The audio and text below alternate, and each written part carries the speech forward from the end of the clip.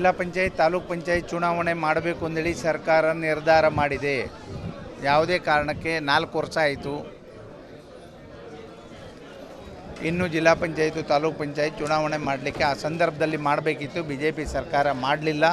ನಾವು ಈಗ ಮಾಡೋದು ಅಂತೇಳಿ ತೀರ್ಮಾನ ಮಾಡಿದ್ದೇವೆ. ಈಗ ಏನು ಮೇ ಒಳಗಡೆ ನಾವು ಏನು ಮೀಸಲಾತಿಯನ್ನು ಪ್ರಕಟ ಮಾಡಿ ಅದರ ನಂತರ ಒಂದು ಹೆಚ್ಚು ಕಡಿಮೆ ಪ್ರೊಸೀಜರ್ ಒಂದು 4 ತಿಂಗಳ ಇರ್ತದೆ, 1 ತಿಂಗಳ ಹೆಚ್ಚು ಕಡಿಮೆ ಮಾಡ್ತೇವೆ. ಸರ್, ಈಗ ರಾಜ್ಯದಲ್ಲಿ ಸಾಕಷ್ಟು ಚರ್ಚೆ ವಿಚಾರ ಹನಿ ಟ್ರ್ಯಾಪ್ ಪ್ರಕರಣ. 222 ಶಾಸಕರದು ಹನಿ ಟ್ರ್ಯಾಪ್ ಆಗಿದೆ ಅಂತ JDS ಶಾಸಕರೊಬ್ಬರು ಹೇಳ್ತಾರೆ. ನಿಮ್ಮದೇ ಪಕ್ಷದ ಸಚಿವರು ನಮ್ಮ ಪಕ್ಷದವೇ ಹನಿ ಟ್ರ್ಯಾಪ್ ಮಾಡಿದಾರಂತಾರೆ. ಈ ರೀತಿ ಚರ್ಚೆ ಪಕ್ಷದ ಮೇಲೆ ಒಂದು ರೀತಿ ಗೊಂದಲ ಆಗ್ತಾರೆ. ಹನಿ ಟ್ರ್ಯಾಪ್ ಯಾರ ಹತ್ರ ಮಾಡಲಿಕ್ಕೆ ಆಗೋದಿಲ್ಲ, ಯಾರ ಹತ್ರ ಮಾಡಿಸ್ಲಿಕ್ಕೂ ಆಗೋದಿಲ್ಲ. ಅದು ನಿಮಗೂ ಗೊತ್ತಿದೆ, ನಮಗೂ ಗೊತ್ತಿದೆ. ನೀವು ಮಾಡೋ ತಪ್ಪಿಗೆ ನಾವು ಮಾಡೋ ತಪ್ಪಿಗೆ ನಾವು ಜವಾಬ್ದಾರರು ಬಿಟ್ಟರೆ ಯಾರೋ ಮಾಡಿಸಿದ್ರು ಏನೋ ಮಾಡಿಸಿದ್ರು ಅನ್ನೋದಿದೆಯಲ್ಲ, ಅದು ತಪ್ಪು.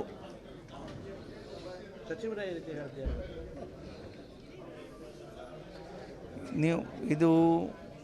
ಈ ವಿಷಯ ಚರ್ಚೆ ಆಗಬಾರ್ದಿತ್ತು ವಿಧಾನಸೌಧದಲ್ಲಿ, ಟಿ ವಿಲಿ ಅಥವಾ ಪೇಪರಲ್ಲಿ ಬರಬಾರ್ದಿತ್ತು. ಯಾಕೆಂದರೆ ಇದು ಒಂದು ಏನು ನಮ್ಮ ಈಗಿನ ಯುವಕರು ಅಥವಾ ವಯಸ್ಸಾದವರು ಎಲ್ಲ ಅದನ್ನು ನೋಡಿಕೊಂಡು ಎಲ್ಲರಿಗೂ ಬೈತಾ ಇದ್ದಾರೆ. ಅದಕ್ಕಾಗಿ ನಾನು ಹೇಳೋದು, ಯಾರೇ ಹೇಳಿದರು ಅವರನ್ನು ಕರ್ಕೊಂಡು ಹೋಗಿ ಏನು ಮಾಡಲಿಕ್ಕಾಗ್ತದೇನ್ರಿ? ಆಗೋದಿಲ್ಲಲ್ಲ. ಹಾಗಾದ್ರೆ ನಮ್ಮ ತಪ್ಪು ನಾವು ಒಪ್ಕೊಳ್ಬೇಕಲ್ಲ. ಅದನ್ನು ಮೊದಲೇ ಯೋಚನೆ ಮಾಡಬೇಕು. ಮಾತಾಡೋಕ್ಕಿಂತ ಮೊದಲು ಯಾರೇ ಆಗ್ಯಾರ, ಸಚಿವರು ಮಾತಾಡಲಿ, ಶಾಸಕರು ಮಾತಾಡಲಿ, ಅಥವಾ ನೀವು ಹೇಳ್ದಂಗೆ 224 ಜನರದ್ದು ಹನಿ ಟ್ರ್ಯಾಪ್ ಆಗಿದೆ ಅಂದೇಳಿ ಆದರೆ ಹಾಗಾದ್ರೆ ಅದೇ ಕೆಲಸನ, ಅಥವಾ ಅದು ಮಾಡಲಿಕ್ಕೆ ಆಗಿದೆ ಅಂತ ಆದರೆ ಯಾರ್ದಾಗಿದೆ ಅವರಷ್ಟು ಹೆಚ್ಚು ತಪ್ಪು ಮಾಡಿದವ್ರು ಬೇರೆ ಯಾರೂ ಇಲ್ಲ ಅಂದೇಳಿ ಆಗ್ತದೆ. ಸರ್, ಈಗ BJP ಇದು ವಿಚಾರ ಎತ್ತಕ್ಕೆ ಚೀಟಿ ಕೊಟ್ಟಿದ್ದಾರೆ ಅಂತ ಚರ್ಚೆ. ಸರ್, ಈಗ ಯತ್ನಾಳ್ ಅವರು ಚೀಟಿ ಕೊಟ್ಟಿದ್ದು ನಿಮ್ಮ ಪಕ್ಷದವರೇ? ಯತ್ನಾಳ್ನವರು ಮಾಜಿ ಸಚಿವರು, ಹಿರಿಯ ಶಾಸಕರು, ಯಾರೇ ಚೀಟಿ ಕೊಟ್ಟರು ಅವ್ರಿಗೆ ಬುದ್ಧಿ ಇಲ್ವಾಗಾದರೆ? ಅದೆಲ್ಲ ಡ್ರಾಮಾ. ಅವ್ರ ಮೇಲೆ ಇವ್ರ ಮೇಲೆ ಅವರು ಹಾಕ್ತಾ ಇರ್ತಾರೆ. ಏನು ಮಾಡಲಿಕ್ಕಾಗ್ತದೆ? ಅವ್ರು BJP ಅವರು ಯಾವಾಗ ಹೇಳೋದು ಸುಳ್ಳೆ. ಅಂದರೆ ಚೀಟಿ ಕೊಡೋಕ್ಕಿಂತ ಮೊದಲು ಅವ್ರಿಗೆ ಗೊತ್ತಿಲ್ಲ ಅಂತ ಅವ್ರ ಪಕ್ಷದವರೇ ಸ್ಟೇ ತಂದು ಇಟ್ಕೊಂಡವ್ರು. ಯಾರು ಅವ್ರ ಪಕ್ಷದವರೇ ಅಲ್ವಾ? ಅದು ಹನಿ ಟ್ರ್ಯಾಪೇ ಅಲ್ವಾ ಅಥವಾ ಬೇರೆನೋ? ಅದಕ್ಕೇನೋ ಹೆಸರು ಬೇರೆ ಇಟ್ಟಿದ್ರು ಅಂತ ಕಾಣ್ತದೆ, ಗೊತ್ತಿಲ್ಲ ನನಗೆ. ಹಂಗಾದ್ರೆ ಅವಾಗೇನು ಮಾಡ್ತಿದ್ರು ಯತ್ನಾಳವರು? ಭಾಳ ಯೋಚನೆ ಮಾಡಬೇಕು. ಅದಕ್ಕೆ ಹೇಳಿದೆ, ನಾವು ತಪ್ಪು ಮಾಡಲಿಲ್ಲ ಅಂದ್ರೆ ನಾವು ಯಾಕೆ ಹೆದರಬೇಕು?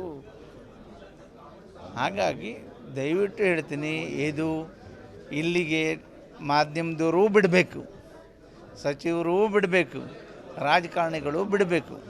ಇದನ್ನು ಇಲ್ಲಿಗೆ ಬಂದ್ ಮಾಡಿದರೆ ನಮಗೆ ನಿಮಗೆ ಎಲ್ಲರಿಗೂ ಗೌರವ ಇರ್ತದೆ. ಇಲ್ಲ ಅಂದರೆ ನಾವೇನೋ ಹೇಳಿ ಹೋದರು ಅಂದೇಳಿ ತಿಳ್ಕೊಂಡ್ರು ಜನ ಭಾಳ ಕೆಟ್ಟ ದೃಷ್ಟಿಯಿಂದ ನೋಡ್ತಾ ಇದ್ದಾರೆ.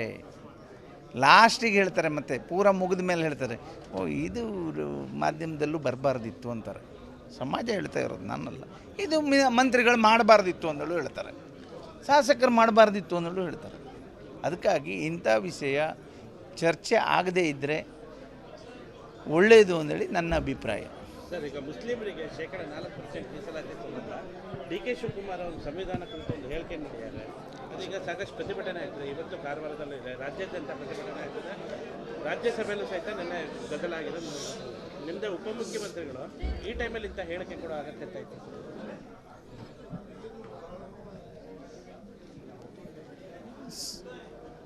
ಭಾಳಷ್ಟು ಬಾರಿ ಸಂವಿಧಾನದಲ್ಲಿ ತಿದ್ದುಪಡಿಯಾಗಿದೆ. ಬದಲಾವಣೆ ಮಾಡಲಿಕ್ಕೆ ನಮ್ಮ ಸರ್ಕಾರ ಹೋಗೋದಿಲ್ಲ ಅಥವಾ ಕಾಂಗ್ರೆಸ್ ಪಕ್ಷ ಹೋಗೋದಿಲ್ಲ. ಯಾಕೆಂದರೆ ಸಂವಿಧಾನ ರಚನೆ ಮಾಡಿದವ್ರು ನಾವು. ನಮಗೆ ಈ ಸಂವಿಧಾನ ಬೇಕು, ಈ ದೇಶಕ್ಕೆ ಎಲ್ಲರಿಗೂ ನ್ಯಾಯ ಸಿಗಬೇಕು ಅಂದೇಳಿ ಮಾಡಿದಂಥವ್ರು ನಾವು.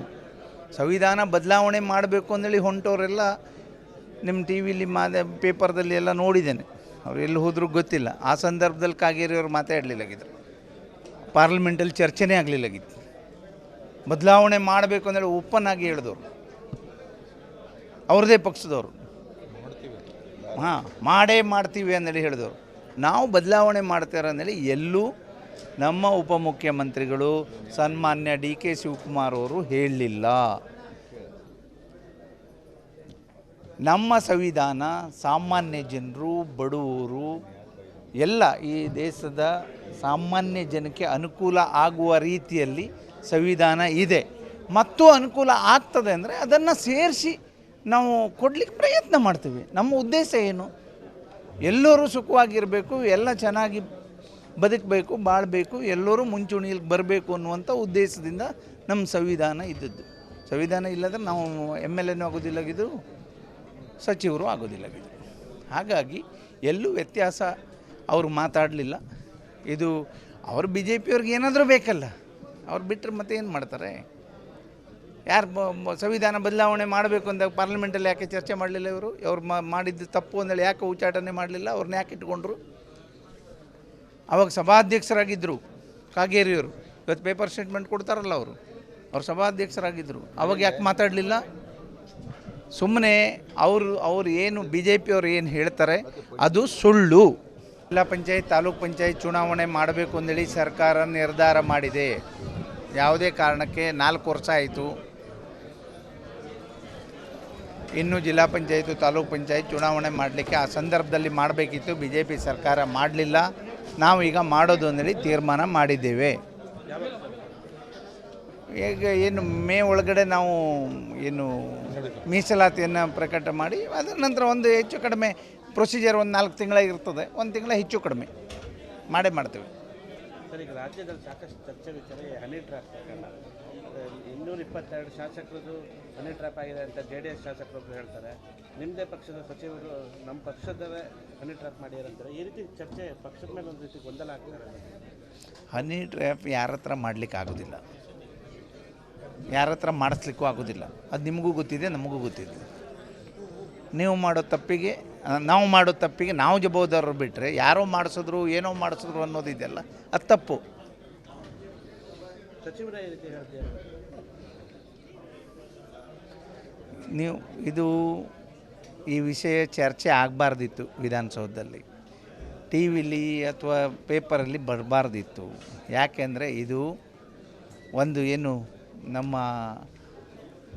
ಈಗಿನ ಯುವಕರು ಅಥವಾ ವಯಸ್ಸಾದವರು ಎಲ್ಲ ಅದನ್ನು ನೋಡಿಕೊಂಡು ಎಲ್ಲರಿಗೂ ಬೈತಾ ಇದ್ದಾರೆ. ಅದಕ್ಕಾಗಿ ನಾನು ಹೇಳೋದು, ಯಾರೇ ಹೇಳಿದರು ಅವರನ್ನು ಕರ್ಕೊಂಡು ಹೋಗಿ ಏನು ಮಾಡಲಿಕ್ಕಾಗ್ತದೇನ್ರಿ? ಆಗೋದಿಲ್ಲಲ್ಲ. ಹಾಗಾದ್ರೆ ನಮ್ಮ ತಪ್ಪು ನಾವು ಒಪ್ಕೊಳ್ಬೇಕಲ್ಲ. ಅದನ್ನು ಮೊದಲೇ ಯೋಚನೆ ಮಾಡಬೇಕು. ಮಾತಾಡೋಕ್ಕಿಂತ ಮೊದಲು ಯಾರೇ ಆಗ್ಯಾರ, ಸಚಿವರು ಮಾತಾಡಲಿ, ಶಾಸಕರು ಮಾತಾಡಲಿ, ಅಥವಾ ನೀವು ಹೇಳ್ದಂಗೆ 224 ಜನರದ್ದು ಹನಿ ಟ್ರ್ಯಾಪ್ ಆಗಿದೆ ಅಂದೇಳಿ ಆದರೆ ಹಾಗಾದ್ರೆ ಅದೇ ಕೆಲಸನ, ಅಥವಾ ಅದು ಮಾಡಲಿಕ್ಕೆ ಆಗಿದೆ ಅಂತ ಆದರೆ ಯಾರ್ದಾಗಿದೆ ಅವರಷ್ಟು ಹೆಚ್ಚು ತಪ್ಪು ಮಾಡಿದವ್ರು ಬೇರೆ ಯಾರೂ ಇಲ್ಲ ಅಂದೇಳಿ ಆಗ್ತದೆ. ಸರ್, ಈಗ BJPಯವರು ವಿಚಾರ ಎತ್ತಕ್ಕೆ ಚೀಟಿ ಕೊಟ್ಟಿದ್ದಾರೆ ಅಂತ ಚರ್ಚೆ. ಸರ್, ಈಗ ಯತ್ನಾಳ್ ಅವರಿಗೆ ಚೀಟಿ ಕೊಟ್ಟಿದ್ದು ನಿಮ್ಮ ಪಕ್ಷದವರೇ? ಯತ್ನಾಳ್ನವರು ಮಾಜಿ ಸಚಿವರು, ಹಿರಿಯ ಶಾಸಕರು, ಯಾರೇ ಚೀಟಿ ಕೊಟ್ಟರು ಅವ್ರಿಗೆ ಬುದ್ಧಿ ಇಲ್ವಾಗಾದರೆ? ಅದೆಲ್ಲ ಡ್ರಾಮಾ. ಅವ್ರ ಮೇಲೆ ಇವ್ರ ಮೇಲೆ ಅವರು ಹಾಕ್ತಾ ಇರ್ತಾರೆ. ಏನು ಮಾಡಲಿಕ್ಕಾಗ್ತದೆ? ಅವ್ರು BJPಯವರು ಯಾವಾಗ ಹೇಳೋದು ಸುಳ್ಳೆ. ಅಂದರೆ ಚೀಟಿ ಕೊಡೋಕ್ಕಿಂತ ಮೊದಲು ಅವ್ರಿಗೆ ಗೊತ್ತಿಲ್ಲ ಅಂತ ಅವ್ರ ಪಕ್ಷದವರೇ ಸ್ಟೇ ತಂದು ಇಟ್ಕೊಂಡವ್ರು. ಯಾರು? ಅವ್ರ ಪಕ್ಷದವರೇ ಅಲ್ವಾ? ಅದು ಹನಿ ಟ್ರ್ಯಾಪೇ ಅಲ್ವಾ? ಅಥವಾ ಬೇರೆನೋ? ಅದಕ್ಕೇನೋ ಹೆಸರು ಬೇರೆ ಇಟ್ಟಿದ್ರು ಅಂತ ಕಾಣ್ತದೆ, ಗೊತ್ತಿಲ್ಲ ನನಗೆ. ಹಂಗಾದ್ರೆ ಅವಾಗೇನು ಮಾಡ್ತಿದ್ರು ಯತ್ನಾಳವರು? ಭಾಳ ಯೋಚನೆ ಮಾಡಬೇಕು. ಅದಕ್ಕೆ ಹೇಳಿದೆ, ನಾವು ತಪ್ಪು ಮಾಡಲಿಲ್ಲ ಅಂದ್ರೆ ನಾವು ಯಾಕೆ ಹೆದರಬೇಕು? ಹಾಗಾಗಿ ದಯವಿಟ್ಟು ಹೇಳ್ತೀನಿ, ಇದು ಇಲ್ಲಿಗೆ ಮಾಧ್ಯಮದವರೂ ಬಿಡಬೇಕು, ಸಚಿವರೂ ಬಿಡಬೇಕು, ರಾಜಕಾರಣಿಗಳು ಬಿಡಬೇಕು.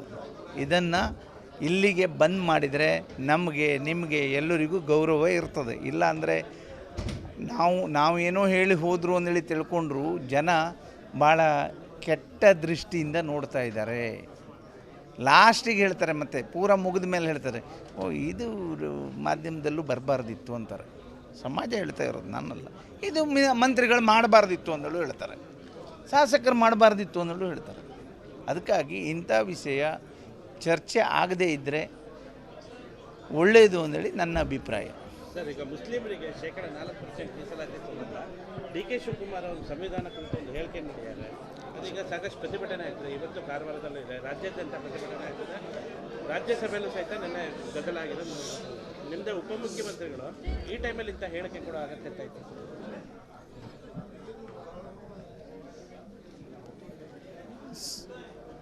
ಭಾಳಷ್ಟು ಬಾರಿ ಸಂವಿಧಾನದಲ್ಲಿ ತಿದ್ದುಪಡಿಯಾಗಿದೆ. ಬದಲಾವಣೆ ಮಾಡಲಿಕ್ಕೆ ನಮ್ಮ ಸರ್ಕಾರ ಹೋಗೋದಿಲ್ಲ ಅಥವಾ ಕಾಂಗ್ರೆಸ್ ಪಕ್ಷ ಹೋಗೋದಿಲ್ಲ. ಯಾಕೆಂದರೆ ಸಂವಿಧಾನ ರಚನೆ ಮಾಡಿದವರು ನಾವು. ನಮಗೆ ಈ ಸಂವಿಧಾನ ಬೇಕು, ಈ ದೇಶಕ್ಕೆ ಎಲ್ಲರಿಗೂ ನ್ಯಾಯ ಸಿಗಬೇಕು ಅಂದೇಳಿ ಮಾಡಿದಂಥವ್ರು ನಾವು.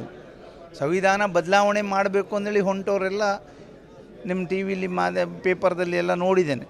ಅವ್ರು ಎಲ್ಲಿ ಹೋದ್ರೂ ಗೊತ್ತಿಲ್ಲ. ಆ ಸಂದರ್ಭದಲ್ಲಿ ಕಾಗೇರಿಯವರು ಮಾತಾಡಲಿಲ್ಲಾಗಿದ್ರು, ಪಾರ್ಲಿಮೆಂಟಲ್ಲಿ ಚರ್ಚೆನೇ ಆಗಲಿಲ್ಲಾಗಿತ್ತು. ಬದಲಾವಣೆ ಮಾಡಬೇಕು ಅಂದೇಳಿ ಓಪನ್ ಆಗಿ ಹೇಳಿದವರು ಅವ್ರದ್ದೇ ಪಕ್ಷದವರು.